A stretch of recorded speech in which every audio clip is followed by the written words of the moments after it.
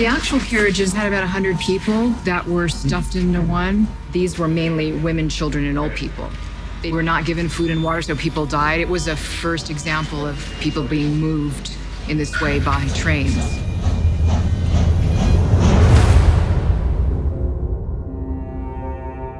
You could see these people with dark, sad eyes walking to their death. It's an experience I wouldn't wish even my worst enemies.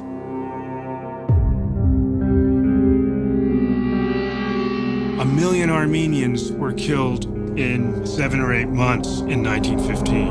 A million Armenians just in that period. That was unprecedented in modern history. The Armenians were not Turkic, the Armenians were Christian. They've been wanting to get rid of this minority for a long time, and now was their chance under the cover of war. The whole Armenian population, they were all arrested and massacred on deportation marches. They have the same PR company that does tobacco industry stuff and anti-global warming stuff. The U.S. government, out of deference to our NATO ally, Turkey, had a taboo on saying anything about this historical event. From the earliest days of interest in the Armenian Genocide, there was interest in making some sort of feature film that was about what had happened to the Armenians. Turkey threatened and got the State Department to call MGM. MGM did cower to its interests and ended the film, and it never came to light.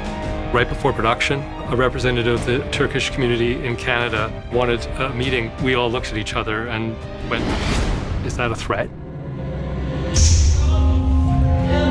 If we could go and shoot in Turkey, we'd go do that. It's impossible.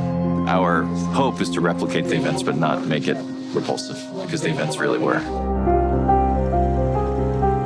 Genocide is ultimately about erasure, and denial is a way of sealing that erasure.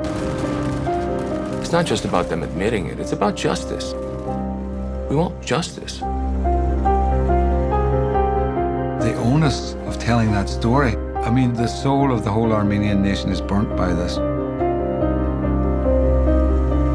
You grow up hearing all the stories about the genocide, and all of my ancestors have been a part of this somehow.